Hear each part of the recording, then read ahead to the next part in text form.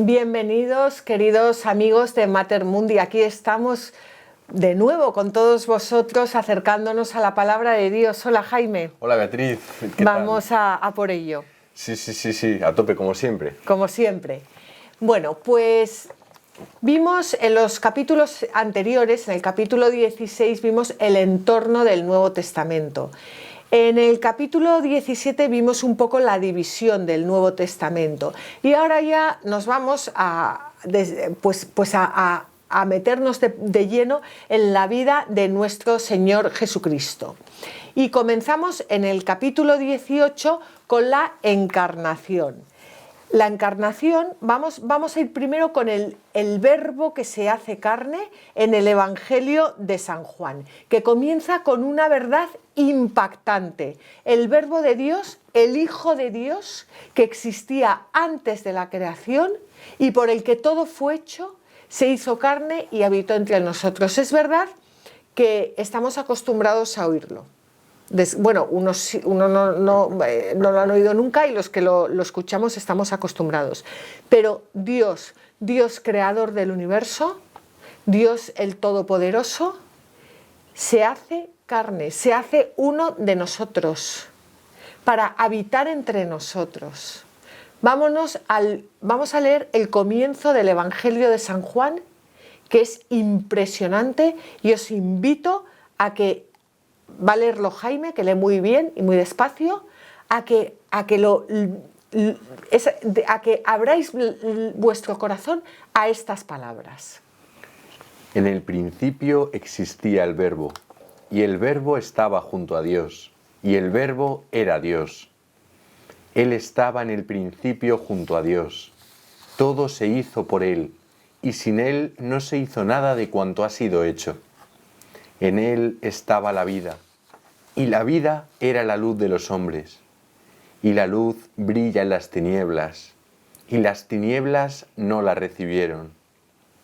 Hubo un hombre enviado por Dios, que se llamaba Juan.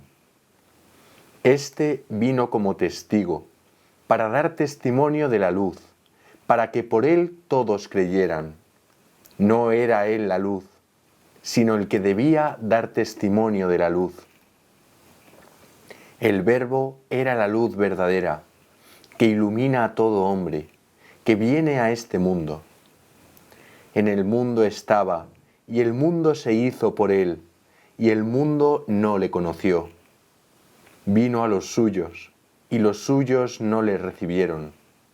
Pero a cuantos le recibieron, les dio la potestad de ser hijos de Dios, a los que creen en su nombre, que no han nacido de la sangre, ni de la voluntad de la carne, ni del querer del hombre, sino de Dios. Y el Verbo se hizo carne, y habitó entre nosotros, y hemos visto su gloria, gloria como de unigénito del Padre, lleno de gracia y de verdad. Pues Dios se hace carne. Es que es impresionante. De verdad que yo os invito a todos vosotros a que os vayáis a una iglesia, que os sentéis delante del Santísimo y que os paséis una mañana o una tarde solo con estos versículos, nada más, leyéndolos, meditándolos, adentrándolos en el corazón, rumiándolos, porque es que este es literalmente el suceso más importante de la historia del mundo y de la historia nuestra. Nosotros lo llamamos la encarnación de la palabra latina que significa simplemente hacerse carne, y datamos todos los acontecimientos históricos según ocurrieron antes o después de la encarnación, y así nos lo dice el Catecismo. Vamos a leer el punto 461. Volviendo a tomar la frase de San Juan, la Iglesia llama encarnación al hecho de que el Hijo de Dios haya asumido una naturaleza humana para llevar a cabo por ella nuestra salvación. En un himno citado por San Pablo, la Iglesia canta el misterio de la encarnación.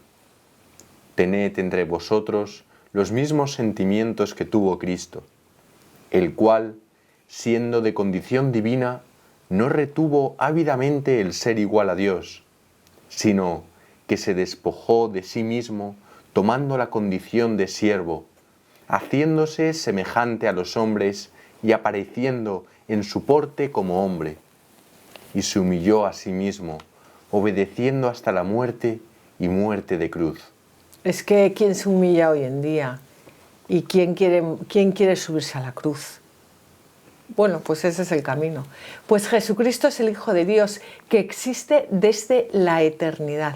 Pero Jesucristo también es un hombre que nace en un momento determinado de la historia y por eso Jesucristo es verdadero Dios y verdadero hombre. Estas dos naturalezas inseparables son el fundamento de todo el misterio de la encarnación y de toda nuestra fe. Es impresionante, de verdad que vuelvo a deciros, yo os invito a que os vayáis a una iglesia a pasar la mañana, la tarde y que meditéis todo esto, porque muchas veces decimos, yo tengo fe. Bueno, tengo fe, pero si de verdad pensáramos que Jesucristo es el Logos, que es la palabra que se hace carne, el que todo lo puede, el que ha venido a habitar entre nosotros, el que está entre nosotros, el que con el que podemos comulgar todos los días de nuestra vida, el que todo lo puede en nosotros, nuestra vida cambiaría mucho. Vamos a leer el punto del catecismo, Jaime, el 463. La fe en la verdadera encarnación del Hijo de Dios es el signo distintivo de la fe cristiana. Podréis conocer en esto el Espíritu de Dios. Todo espíritu que confiesa a Jesucristo, venido en carne, es de Dios. Esa es la alegre convicción de la Iglesia desde sus comienzos, cuando canta el gran misterio de la piedad. Él ha sido manifestado en la carne. Pues Juan resalta el hecho de que Jesús es el Hijo de Dios que ya existía en el principio de la creación. Es que es muy importante. ¿Sabéis que decíamos, hablábamos de los 3 evangelios sinópticos que van narrando la historia de Jesús con una misma trama y de repente llega Juan, vuela a las alturas y te suelta estas bombas que es que las leemos como si nos estuvieran contando que el kilo de naranjas ha subido 3 céntimos, es que es impresionante. Y ese Cristo que es Hijo de Dios, el que ya existía en el principio de la creación, pero que a la vez toma naturaleza humana y la une en su persona a la divina. Bueno, pues ¿qué podemos decir de esto, ¿no? El Nuevo Testamento comienza con la genealogía de Jesucristo, hijo de David, hijo de Abraham. Jesucristo es hombre verdadero, pero en Juan pegamos un salto y Dios verdadero. La traducción de los 70, que era la traducción griega del Antiguo Testamento que se utilizaba en la época de Mateo, el Génesis 5.1 comienza su resumen de los descendientes de Adán con las mismas palabras que Mateo, bueno, o al revés, comienza su evangelio, genealogía de los descendientes de Adán, genealogía de Jesucristo, el nuevo Adán. Fijaos, el nombre de Adán en hebreo significa hombre y en griego antropos. Por eso muchas veces cuando te dicen, pero Adán y Eva existieron, es que Adán significa hombre en hebreo y Eva mujer, la que da la vida. O sea, claro que existió un hombre y una mujer en el principio, claro. Bueno, pues hemos dicho que Adán es el nombre hebreo que significa hombre, en griego antropos, y termina ese Adán con Jesucristo, verdadero Dios y verdadero Adán, verdadero hombre, verdadero antropos. Si comparamos la lista de nombres que utiliza Mateo en su genealogía con la lista de nombres del Antiguo Testamento, descubriremos que Mateo algunas veces comprime generaciones. Esto es muy importante. Pasamos del Evangelio de San Juan, que vuela ahí a las alturas y que nos habla del Logos que se hace carne, al Evangelio de Mateo, que te habla de de la naturaleza humana de Cristo, y que comienza así su evangelio como el hijo de David, como el nuevo, el Adán, el nuevo Adán. Bueno, pues estábamos con San Mateo, que no me quiero liar. San Mateo en su genealogía comprime las generaciones. ¿Por qué? Porque utiliza su destreza literaria, que ya habíamos dicho que él tenía una gran destreza literaria, para mostrarnos una verdad muy importante sobre Jesús. Vamos a ver cuál es esa verdad.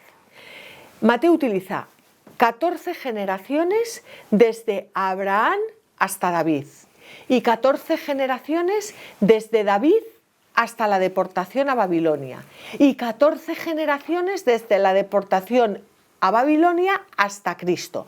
Por lo tanto, Mateo ordena los nombres en 3 grupos de 14.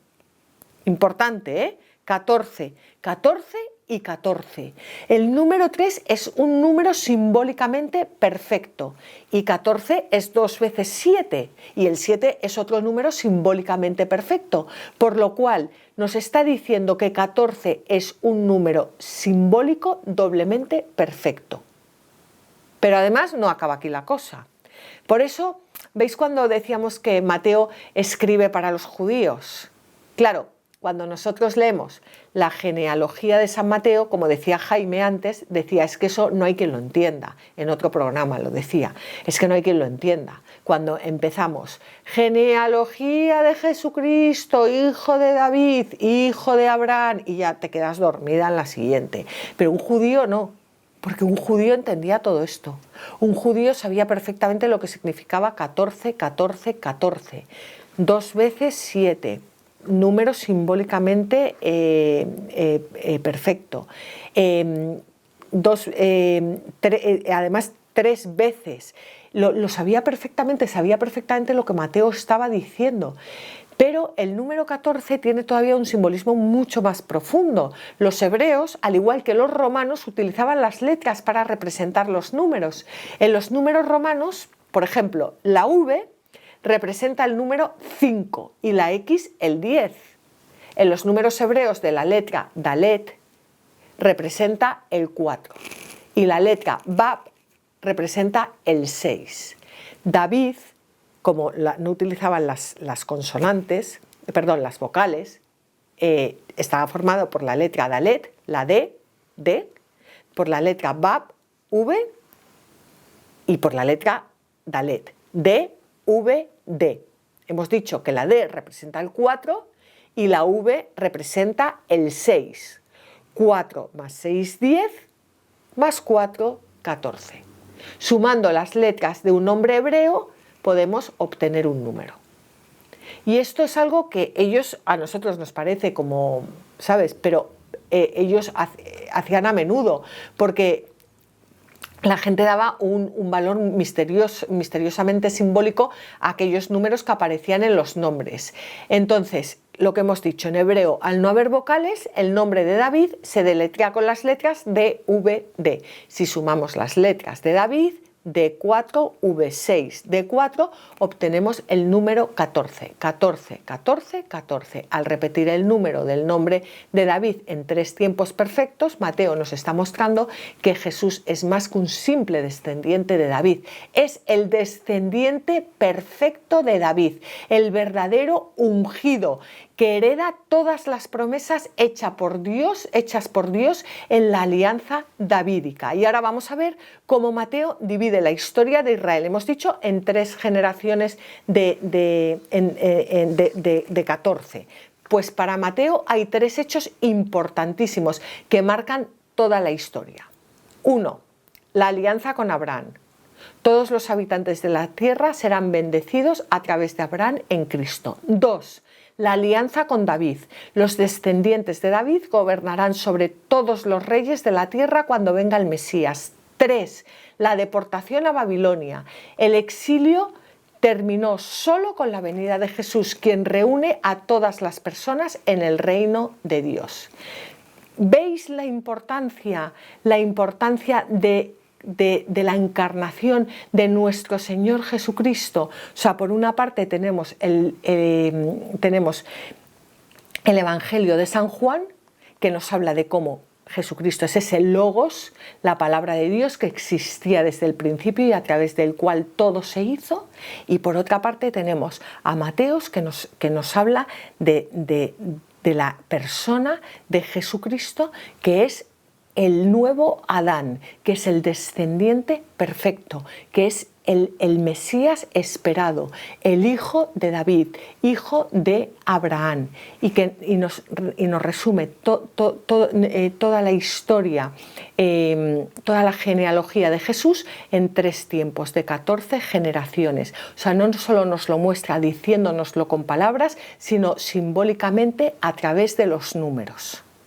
Por lo cual, Jesucristo es Dios verdadero y hombre verdadero. Y esto es una bomba que los cristianos nos hemos acostumbrado y que no deberíamos. Porque Dios en la persona de Cristo une las 2 naturalezas. Es algo impresionante. Y ahora podemos pasar ya al segundo punto de este capítulo, que titulamos Dios te salve, María. San Lucas es el único, ya lo hemos dicho, el único evangelista que nos cuenta historias familiares sobre la anunciación y sobre el nacimiento de Jesús. Y es muy probable que San Lucas escuchara estas historias directamente de la Virgen María.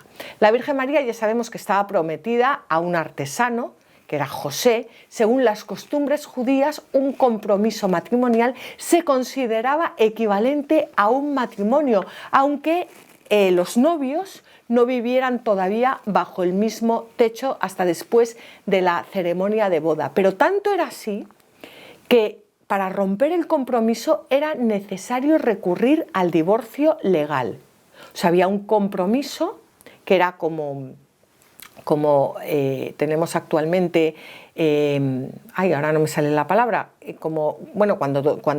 la pedida. Bueno, pues un compromiso, y durante un año cada uno vivía en su casa, pero estaban ya comprometidos, o sea, ya no podían romper no era un simple noviazgo, se había dado una palabra, la palabra era muy valiosa, y ahora también es muy valiosa, lo que pasa es que le queremos restar importancia.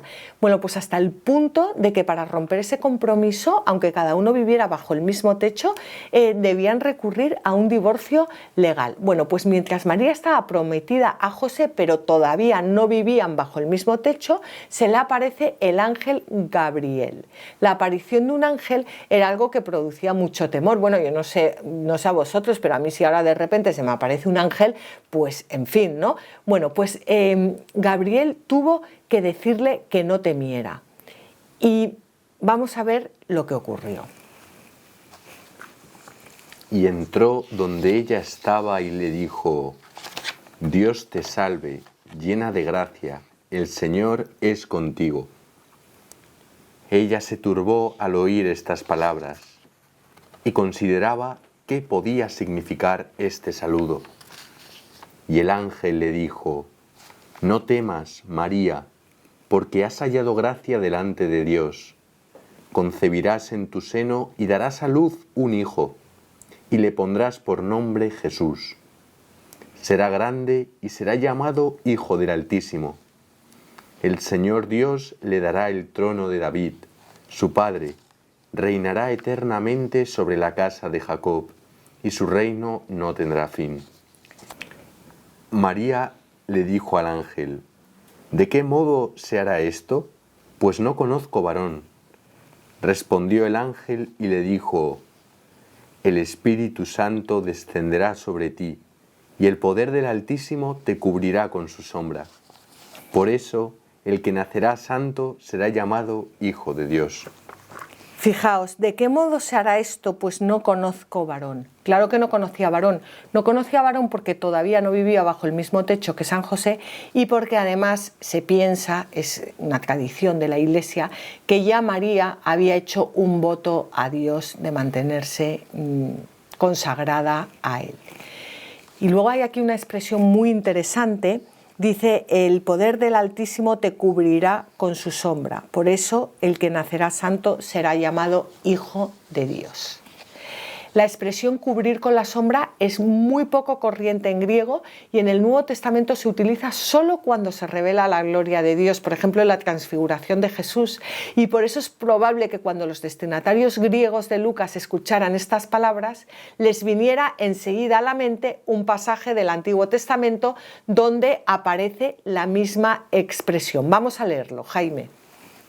Entonces la nube cubrió la tienda de la reunión, y la gloria del Señor llenó el tabernáculo. Moisés no podía entrar en la tienda de la reunión, porque la nube moraba sobre ella, y la gloria del Señor llenaba el tabernáculo.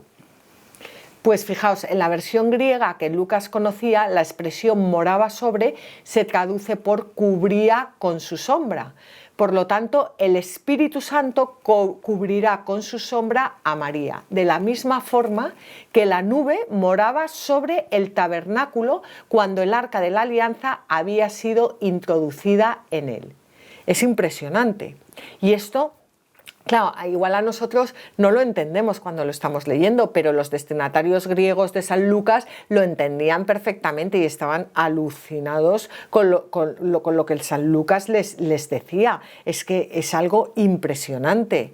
Por eso es tan importante y lo que os decía en algunos programas, y os lo pienso seguir diciendo a lo largo de todos estos programas, que está muy bien conocer la exégesis de la Biblia, está fenomenal y ya os digo, y hay un montón de cursos maravillosos, pero lo importante aquí, o sea, cuando el día que nosotros nos muramos no vamos a llegar al cielo y le vamos a decir al Señor, es que yo hice 800 cursos de exégesis. Está muy bien siempre y cuando nos ayuden a rezar con la palabra de Dios y a dejar que la palabra de Dios nos vaya transformando. Eso es lo importante. Bueno, pues de la misma forma que la nube moraba sobre el tabernáculo cuando el arca de la alianza había sido introducida en él, de la misma forma la nube va a morar sobre María, el nueva arca de la alianza. Y la respuesta de María es lo que le convierte en modelo de todos los creyentes en Dios, porque María estaba entendiendo perfectamente lo que el ángel le estaba diciendo, perfectamente. María era judía y María conocía el Antiguo Testamento de memoria y María estaba esperando al Mesías. Y el ángel le estaba diciendo a María que ella sería la madre del Mesías. Es muy fuerte, ¿eh? María, la humildad en persona, porque claro, si se lo dijeran a otra diría, claro, ¿cómo no iba a ser yo la madre del Mesías? Pero es que María era la humildad en persona, o sea, estar temblando. ¿Y qué contesta María? He aquí la esclava del Señor, hágase en mí según tu palabra. Esto es lo que debemos, lo deberíamos llevar en la frente grabado todos los hombres y sobre todo todas las mujeres. He aquí la esclava del Señor, hágase en mí según tu palabra. He aquí la esclava del Señor, hágase en mí según tu palabra. Según tu palabra significa según tu voluntad. La sumisión de María a la voluntad de Dios, por supuesto, contrasta con toda la rebeldía del pueblo de Israel. María es madre de Cristo. Como madre de Cristo se mantiene llena de gracia, desde su nacimiento libre de pecado. De ese pecado que por supuesto llevó a Israel a desviarse tantas veces del camino. María permaneció virgen antes, durante y después del nacimiento de su hijo. Fijaos que os voy a decir una cosa. En el mundo en el que vivimos, cuando decimos María permaneció virgen antes, durante y después del nacimiento de su hijo, todos pensamos que es que no tuvo relaciones y punto, ¿no? No, es que es mucho más profundo que todo eso. Permanecer virgen significa permanecer virgen, que el pecado no ha contaminado tu alma ni tu corazón, que no ha entrado nada malo, que eres pura, la toda pura, la toda sin pecado concebida, la toda virgen, Pues esa es María, y además así nos lo dice el Catecismo en el punto 491. A lo largo de los siglos, la Iglesia ha tomado conciencia de que María, llena de gracia por Dios, había sido redimida desde su concepción. Es lo que confiesa el dogma de la Inmaculada Concepción, proclamado en 1854 por el Papa Pío IX. La bienaventurada Virgen María fue preservada inmune de toda la mancha de pecado original en el primer instante de su concepción, por singular gracia y privilegio de Dios omnipotente. En atención a los méritos de Jesucristo, Salvador del género humano. Bueno, pues cuando Lucas narra la visita de María a su prima Isabel, que también estaba embarazada, utiliza un lenguaje muy sugerente para resaltar que María es la nueva Arca de la Alianza. Los detalles aportados por Lucas nos recuerdan a David llevando el Arca de la Alianza a Jerusalén. Vamos a poner en pantalla un cuadro precioso en el que vemos cómo David trae el arca y María, que es el nuevo arca, visita a Isabel. Y os invito a irlo leyendo vosotros ahora en pantalla conmigo. David se levantó y marchó a traer el arca, María se levantó y marchó a visitar a Isabel. David dijo: ¿cómo va a entrar en mi casa el arca del Señor? Isabel dijo: ¿de dónde a mí? Tanto bien que venga a mi casa la madre de mi Señor. David estaba saltando y danzando ante el Señor, el niño Juan saltó de gozo en mi seno. El arca del Señor permaneció en casa de Obededom de Gat durante 3 meses y María permaneció con ella unos 3 meses. Bueno, pues aquí vamos a dejar el programa por ahora, pero vemos cómo María es la nueva arca de la alianza. Como Dios se hace hombre, y ahí Él junta 2 naturalezas que habían quedado totalmente separadas por el pecado, la divina y la humana, y elige a María, la toda pura, la toda virgen, la toda llena de gracia, para ser su madre.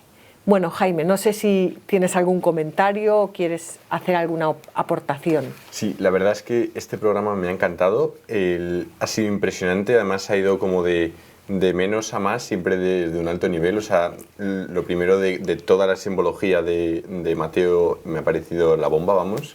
Además yo soy ingeniero y esas cosas de tantos números me gustan mucho. Luego ya lo de la Virgen ha sido ya el culmen, eso ya es impresionante.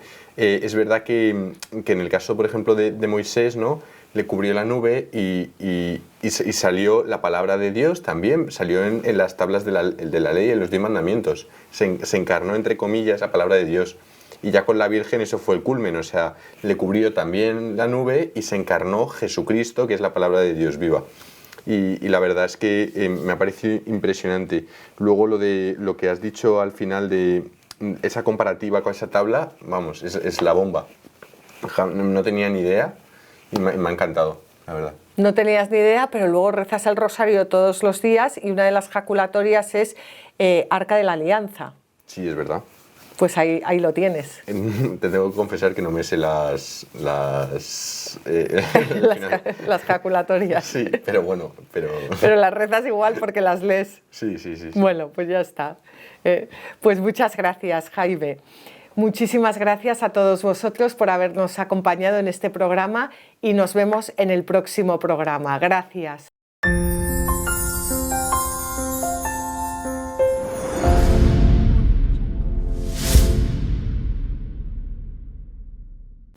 Mater Mundi no es una asociación, Mater Mundi es una familia que se dedica a compartir el Evangelio y las maravillas que Dios ha hecho en la vida de tanta gente. Te lo digo a ti, que ya tienes experiencia del bien tan impresionante que hacen estos vídeos. Cuántas historias de sanación interior, cuántas historias de conversión, cuántas veces tú te has sentido más cerca de Dios gracias a este material que está llegando a tu casa.